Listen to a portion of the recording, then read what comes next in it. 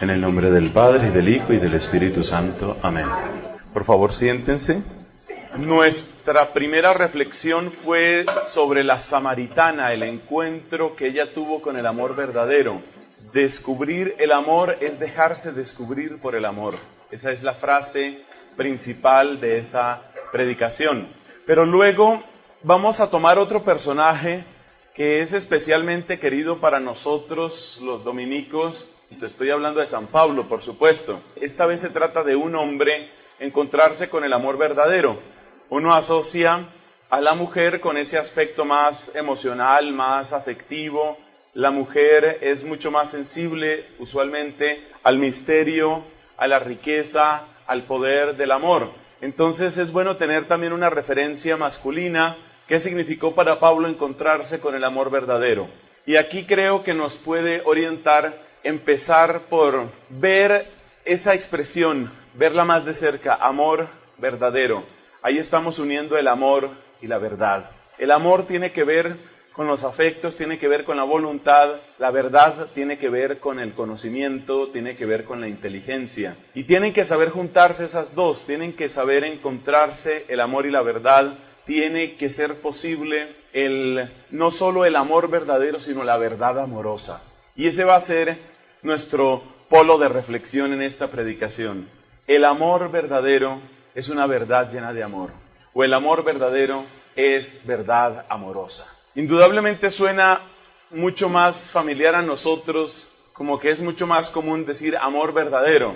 En cambio, verdad amorosa no pega tanto, porque estamos acostumbrados a que la verdad es dura, la verdad es amarga, la verdad es la que nos hace aterrizar, bajar de las nubes. La persona enamorada, en amor, la persona enamorada está en las nubes, pero llega a la cruda realidad y ¡pum!, al suelo. La verdad aterriza a las personas. Estamos acostumbrados a pensar en la verdad como algo duro, como algo que contradice muchas veces nuestros anhelos, nuestros sueños, nuestros deseos. Sí, muy bonito todo lo que usted quisiera, pero la verdad es esta y esta, y esto significa que hablar de una verdad amorosa, eso suena como una verdad con anestesia, o una verdad como esas pastillas amargas que les ponen una capita de azúcar para que uno se las pueda pasar.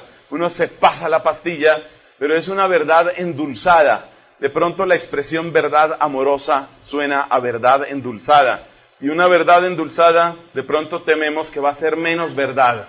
Porque, repito, estamos bastante acostumbrados a que la verdad es lo que nos aterriza. La verdad suele ser dura, la verdad suele ser amarga. La verdad de las cosas es que usted es esto y esto otro. Ay, caramba, yo no sabía. Entonces la verdad es un golpe, es un golpe. Una amiga mía ya fallecida decía, es un mazazo en la nuca. Toca descubrir, esta es la verdad, lo que usted no sabía. Sí sabe lo que tengo que contarle, ¿no? Triste contárselo, pero imagínese que usted conocía, ¿se acuerda a su amigo? Sí. Bueno, pues la verdad es que, y ahí viene una mala noticia. Entonces, nosotros estamos acostumbrados a que la verdad es una mala noticia, pero lo que tenemos que aprender en el caso de San Pablo es que la verdad más profunda es una buena noticia. Eso fue lo que él descubrió y es lo que necesitamos descubrir nosotros. Y esa verdad más profunda, que es una gran noticia, esa verdad que es una buena noticia, esa verdad es una verdad cargada de amor. Es una verdad que irradia amor. Es una verdad que colma de amor a quien se acerca a ella. Ese es el mensaje principal en este caso. ¿Cuál es nuestro obstáculo en esta ocasión? ¿Qué es lo que tenemos que vencer en esta ocasión? Tenemos que vencer esa idea de que la verdad es la verdad amarga, dura. Lo que usted finalmente es, mire, le voy a decir, la verdad, cuando a uno le empiezan a decir la verdad, ya uno dice, ahí viene. Y luego, mazazo en la nuca, ¡pum! ¡Ay! Yo sí me lo temía. ¿Se acuerda el noviecito ese que usted tuvo, señorita? Bueno, pues la verdad, y bien, ¡ay! El golpazo. La verdad duele, la verdad es amarga, la verdad es dura. Entonces, ¿qué pasa? Como tenemos todas esas ideas de la verdad, entonces uno trata de no vivir en la verdad, sino de vivir en la fantasía, cuando no vivir en la mentira. Y resulta que vivir en la fantasía es rechazar la realidad, lo cual trae muy graves problemas. Otra amiga mía decía, padre, ¿sabe que la realidad y yo no nos llevamos muy bien? Es complicado cuando una persona dice eso. Esa no anda exactamente por el mejor camino, eso va a tener serios problemas. ¿Por qué? Porque la realidad lo persigue a uno. Yo puedo diferir en demasiadas cosas con este psicólogo, el iniciador del psicoanálisis, Sigmund Freud. Sigmund Freud decía que existen en el ser humano dos grandes principios, el principio del placer y el principio de realidad. Bueno, esa fue una de las formulaciones que dio. En otra expresión habla de un principio de muerte. Pero bueno, quedémonos con principio de placer y principio de realidad. El principio de placer, que para Freud desde luego tiene su expresión sobre todo en la sexualidad, es siempre como subir, como ascender, como alcanzar el éxtasis, como alcanzar una plenitud, un gozo, una posesión, pero todo eso tiene que estar contrapesado por el principio de realidad. Viene la dura y cruel realidad. Usted quería gozar y pasarla bien, pues tenga para que lleve. Y entonces la persona descubre, esa es la realidad. La realidad. Usted se casó y usted creía que iba a ser feliz y que iba a vivir ahí como en un palacio. Pues no, señor, tenga para que llegue. La realidad de su matrimonio es esta y esta y esta. Usted entró a una comunidad religiosa, usted creía que ahí todo el mundo iba a evangelizar y Cristo, Jesús y no sé qué. Mentira, vea, la verdad es esta, tenga. Claro, cuanto más años lleva uno, aquí hay gente que tiene mucha experiencia en eso de cumplir años, ¿no? Cuantos más años tiene uno en la vida, pues más masazos, ¿no? ¿Qué pasa? Que al cabo del tiempo uno va adquiriendo esos pequeños adminículos llamados arrugas. Entonces, por ejemplo, me encontré con otra señora, es que yo tengo varias señoras amigas, obviamente. Y entonces dice la señora, mire, ve esta arruga aquí, mire, esto fue en el trabajo que tuve, no sé dónde. Esta arruga aquí me la sacó mi hijo, esta fue la arruga de mi nieto. Uno va cargando en la cara toda la historia de los mazazos, ¿no? La historia de los mazazos, los golpazos que se ha llevado, los diversos golpazos que se ha llevado. Claro que hay una fórmula que es muy efectiva contra las arrugas, y es que la fórmula es muy sencilla. Cuando una persona es así, un poquito, no mucho, pero un poquito gordita, eso tiembla. La experiencia. Sigamos más bien con nuestro tema. La verdad nos ha dado tantos golpes, la realidad tantos golpes, y uno vive sin que le aprobemos todo su cuento a Sigmund Freud. Uno vive un poco eso, como entre el deseo de felicidad, no digamos solamente placer, el deseo de una felicidad sin límites y la realidad que lo persigue a uno. Y uno le hace el quite, pero al final lo agarra la realidad. Y la realidad es, señor, usted debe tanta plata. Esa es la realidad. Usted tiene que responder por lo que debe. Además, existe ese otro dicho que también es bastante cierto, que es que la vida pasa factura. Entonces, uno va viendo que las consecuencias de los actos previos van apareciendo, no siempre, pero van apareciendo más adelante. De manera que si uno hace algo malo, con mucha frecuencia uno mismo experimenta las consecuencias de eso que hizo. Eso es lo que llaman la vida pasa factura. Le van llegando a uno las consecuencias. Si uno hace algo malo, casi siempre recibe después algo malo. No es automático, pero sí sucede. En cambio, si uno hace algo bueno, a veces entonces también le llega algo malo. ¿Ve? Si uno va a buscar recompensas en esta tierra, lo más probable es que se quede desengañado. Lo que la Biblia nos enseña es que al malo termina yéndole mal. Y el bueno, en cambio, sufre. Pero al final tiene su recompensa. Sí, nosotros no pensemos, la Biblia en su conjunto, no avala la idea de que al bueno le va a ir bien en esta vida. La Biblia no avala esa idea, porque si no nadie podría explicar todos los sufrimientos y pobrezas y carencias de la Virgen María, ni todas las persecuciones de los santos y los mártires, ese tipo de cosas no podrían explicarse desde un punto de vista bíblico.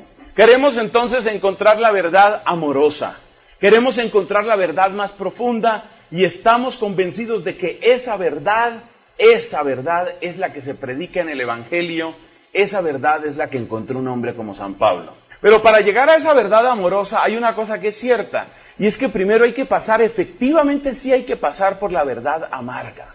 Y la verdad amarga es, en el lenguaje de San Pablo, la realidad de pecado en la que todos participamos. Hay que pasar por esa constatación. El documento más importante de San Pablo, pues todos son importantes, pero el más importante quizás es la carta a los romanos, es también el más extenso. La carta a los romanos tiene 16 capítulos. El capítulo primero y el capítulo segundo de la carta a los romanos están dedicados a demostrar lo que podríamos llamar la verdad amarga.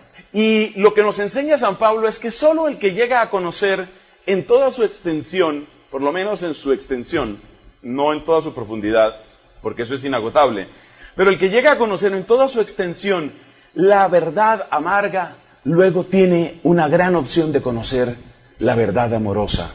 Y si uno se niega a conocer la verdad amarga, difícilmente llega a la verdad amorosa.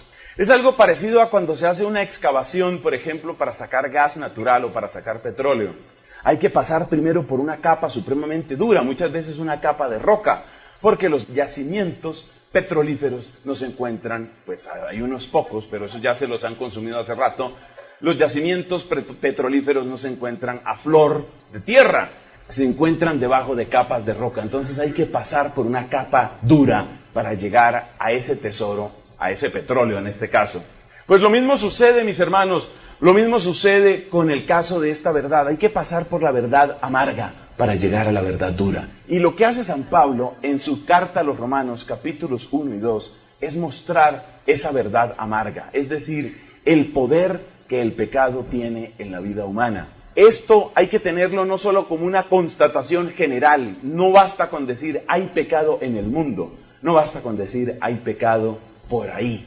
Hay que descubrir dentro de uno mismo la realidad del pecado. Pero vamos a ver qué es lo que quiere decirnos Pablo cuando habla de la realidad del pecado. Porque nosotros solemos asociar pecado solo con algunos pecados. Y la realidad de la que nos habla Pablo es algo mucho más extendido. Realmente se trata de lo que podríamos llamar una imposibilidad existencial de alcanzar la propia meta. Es algo así como una frustración radical de la propia felicidad.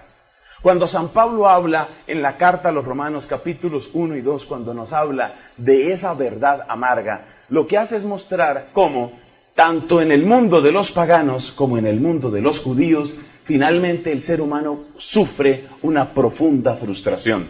En síntesis, lo que él nos dice sobre el mundo pagano es: ustedes, los paganos, ustedes los que no vienen de herencia judía, ustedes tienen un gran orgullo, por ejemplo, en su filosofía, o tienen un gran orgullo, por ejemplo, en su derecho, en su legislación, pero ¿cuáles son sus costumbres y cuál es la manera como ustedes se tratan? Es decir, lo que viene a mostrar Pablo ahí es la profunda incoherencia entre una razón que es capaz de descubrir lo estético, lo hermoso, lo razonable, y por otro lado, el comportamiento, la verdad de cómo nos tratamos y la verdad de a quién y cómo amamos. Esa incoherencia, esa ruptura interior también se da en el otro caso, es decir, en el caso de los judíos. El gran orgullo de los judíos en el tiempo de Pablo no era el templo, porque una buena parte de ellos ni siquiera habían vivido en Jerusalén. Estamos hablando del siglo I, y sabemos que desde el siglo VI antes de Cristo los judíos habían sido expulsados en diversas oleadas, habían sido sacados de su propia tierra. Eso es lo que se llama la dispersión o también la diáspora.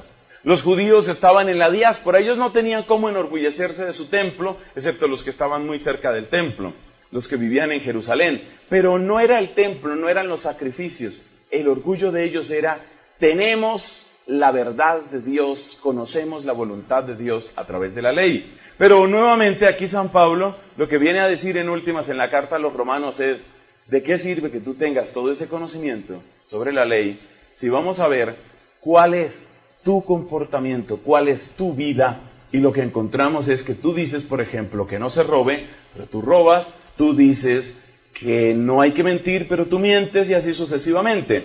Es decir, es muy interesante, San Pablo lo que muestra no es tanto denunciar un pecado u otro pecado, no es decir, lo más grave del mundo es, por ejemplo, emborracharse, o lo más grave del mundo es mentir, o ser envidioso, ser orgulloso, ser lujurioso.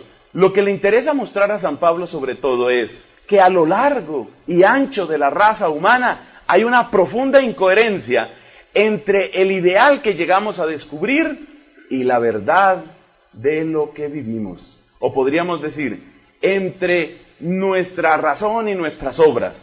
O podríamos decir, entre nuestros ideales y nuestro comportamiento. Esa incoherencia profunda, esa especie de abismo que hay entre los ideales que tenemos y la vida que llevamos, ese abismo, esa fractura es la que precisamente habla de la frustración existencial. Hay algo muy interesante en el planteamiento de Pablo. Primero, que este hombre logra descubrir que en el fondo, el problema es igual. En el caso de los judíos, el problema se plantea como tener la ley, pero desobedecer la ley. Eso en el caso de los judíos. En el caso de los paganos es tener grandes filósofos, grandes pensadores, grandes instituciones y llevar una vida desordenada, sucia y cruel. Las expresiones son diferentes, pero se trata de una misma realidad. Y esa misma realidad es la incoherencia. Hay un gran ideal, pero hay una práctica pobre de ese ideal. Hay una distancia, hay un abismo que separa lo que yo quisiera, lo que yo debiera, lo que yo aspiraría, lo que yo esperaría. Todo eso queda allá. Mientras que lo que yo vivo, lo que yo practico, lo que forma mi vida, lo que estructura mi propia vida, se queda demasiado acá. Esa separación, ese abismo, esa fractura acontece en la raza humana. Lo que San Pablo viene a decir en la carta a los romanos es, en realidad no importa tanto si eres judío o no eres judío. En realidad no importa tanto si eres o no circuncidado, es decir, si estás o no comprometido a cumplir la ley de Moisés. Ese no es el punto más importante. El punto más importante no es cuál es la raza de la que tú vienes. Ese no es el punto más importante. El punto más importante no es la tradición que a ti te antecede. El punto más importante es que esta fractura también está aconteciendo en ti. Entonces San Pablo nos enseña aquí algo muy interesante, que el verdadero examen de conciencia no es quedarse uno mirando, sí, soy un mentiroso, soy un envidioso, soy un lujurioso, No, lo más importante es descubrir, dentro de mí existe algo, una fractura, una división que me rompe, que me daña. Otro punto que hay que destacar aquí es que con esta manera de razonar, sobre todo en su carta a los romanos y en su carta a los gálatas, San Pablo nos enseña otra cosa. Es absolutamente estéril ponerse a buscar culpas en otras personas. Porque nosotros muchas veces somos como Adán y Eva en el paraíso. Eso parecían niños chiquitos. Le dice Dios a Adán, bueno, ¿y qué pasó que me desobedeciste? No, fue ella. Mírela. Eso fue ella. A echarle la culpa a ella. Y va donde ella. ¿Y tú por qué? No, eso fue la serpiente. Y sí, tienen razón. Las personas influimos unas sobre otras. Eso es cierto. Pero la causa profunda de tu malestar, la causa profunda de tu frustración, no es nada que esté afuera, no es nada que venga de fuera, no es nada distinto de lo que hay en tu corazón. Esto no es tan obvio. Recordemos que Jesucristo enseñó lo mismo de un modo distinto con respecto a los fariseos. ¿Quiénes eran los fariseos? Los fariseos era gente que creía que podía apresurar la venida del reino de Dios a base de la práctica estricta de la ley. Ellos decían, como la desobediencia a la ley fue la que alejó a Dios de nosotros, y por eso somos esclavos, entre otras cosas, esclavos del Imperio Romano, si ahora nosotros cumplimos nuestra parte de la alianza, si ahora nosotros verdaderamente obedecemos a Dios obedeciendo las leyes de Dios, entonces tiene que Dios restaurarnos. Esa era la lógica de los fariseos.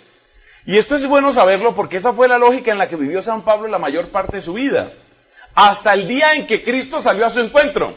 Hasta el día en que Cristo salió a su encuentro cuando Pablo iba camino de Damasco.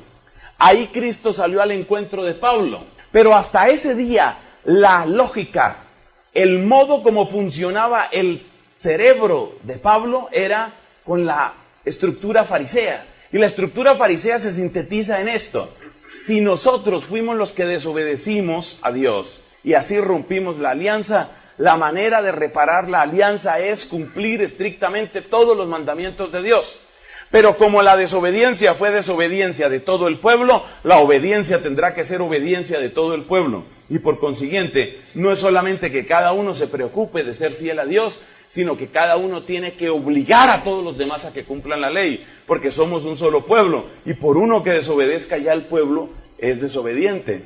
Por eso los fariseos sentían que tenían autoridad para regañar a los demás, para humillar a los demás, para despreciar a los demás, porque ellos sentían, es la desobediencia de los demás la que nos envenena a nosotros, la que aplaza la llegada del reino de Dios, la que nos mantiene en una condición de servidumbre. Esa era la lógica de Pablo. Fíjate que esa lógica no es tan extraña, no es absurda, realmente tiene sentido. El planteamiento fariseo es, si nosotros lo rompimos, nosotros lo reparamos. Y esa es la lógica con la que uno obra en la vida cotidiana. Usted lo rompió, usted lo paga. Así obramos los seres humanos. Pero ¿cuál es el problema? Que la ruptura de la que aquí estamos hablando, nosotros tenemos poder para causarla, tenemos poder para sufrirla, pero no tenemos poder para sanarla. Y si uno descubre esa frase, uno empieza a entender a San Pablo. Uno tiene la capacidad para romper, pero no tiene la capacidad para restaurar. Ahí está la antropología de San Pablo, o por lo menos una clave muy importante. Es lo mismo que sucede, por ejemplo, con una pieza de arte, es lo mismo que sucede, digamos, una porcelana. Cualquiera puede romper una porcelana, pero muy pocos pueden hacer una buena porcelana. Y la porcelana restaurada, difícil que se note, difícil que no se note que fue restaurada. O sea que, ¿cuál era el gran pecado de los fariseos? El gran pecado era una forma de soberbia, era considerar al ser humano más potente, más poderoso de lo que es. El gran pecado de los fariseos era creer que porque nosotros somos capaces de romper, entonces somos capaces de arreglar, y eso no es cierto. A nosotros nos pasa lo mismo que todas esas historias de los gaticos que se suben a los árboles. El gatico sabe subirse, pero luego no sabe bajarse. Así nos pasa a nosotros, y lo mismo sucede con las porcelanas. Somos muy buenos para romper porcelanas. Yo, por ejemplo, tengo un talento único. No me inviten a su casa, por favor. Tengo un talento único. No es sino una pasadita así que aquí en la manga. ¡Sax! Y vuela, triple salto mortal. ¡Pum! Ahí quedó. Ahí quedó en pedacitos. Yo por eso recibo muy pocas invitaciones. Entonces, la capacidad de romper no equivale a la capacidad de recuperar. Y si uno cree que uno tiene tanto poder para restaurar como tiene poder para romper, uno está pecando de soberbia. Eso es creer que el ser humano puede demasiado. Ese era el problema de los fariseos, y así vivió Pablo. Pablo se daba cuenta de la incoherencia entre la ley y la desobediencia a la ley, entre el ideal de la ley y la práctica de la ley, entre lo que dice la ley y lo que estamos haciendo realmente. Pablo se dio cuenta de todo eso. Pero él, como fariseo, lo que pensaba era que si uno se esfuerza, si uno pone lo mejor de sí mismo, si uno verdaderamente se lo propone, y si todos nos lo proponemos, y si extirpamos de nosotros a aquellos que no quieren proponérselo, entonces Dios tendrá que ser fiel. Porque, repito, ellos no obraban con una lógica individualista. El tema de ellos no era que yo y que tú y que él, no, sino nosotros. Eso quiere decir que como la desobediencia fue de todo el pueblo, entonces la obediencia tendrá que ser obediencia de todo el pueblo. Y los que no quieran entrar en esa cintura de obediencia, entonces hay que acabar con ellos. Esa era la mente que tenía Pablo. Pero resulta que con ese entusiasmo, lleno de vigor, lleno de vida, con ese ideal, purificar al pueblo, cumplir la ley, en cierto modo, ponerse a par con Dios. Puesto que Dios nunca ha incumplido su alianza, nosotros lo que vamos a hacer, restaurando lo que dañamos, es ponernos a la par con Dios. Así miraban los fariseos las cosas. Entonces Pablo, con ese entusiasmo inmenso, él dice: hay que purificar al pueblo. Lo que necesitamos es la obediencia estricta a la ley. Lo que necesitamos es que la gente se convenza y empiece a practicar rigurosamente la ley. ¿Por qué tanta insistencia en el rigor? Porque para los fariseos todos los mandamientos son igualmente importantes. Es más o menos lo que sucede en el terreno legal.